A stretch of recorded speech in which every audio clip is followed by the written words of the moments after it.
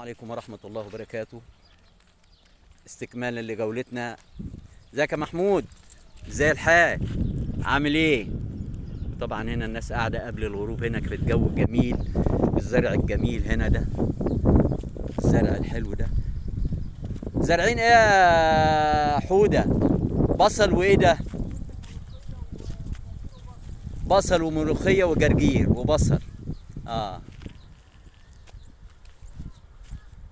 طبعا دي محطة الصرف الصحي اللي قامت بيها او قام بيها حياة كريمة، ده بس لسه ما اشتغلتش.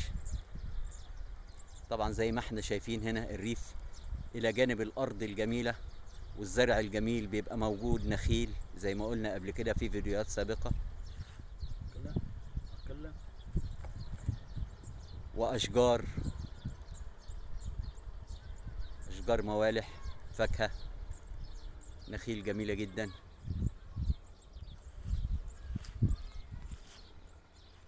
واللي هناك ده عبارة عن قمح بس لسه ما تمش حصاده. وتحيا مصر، تحيا مصر، تحيا مصر.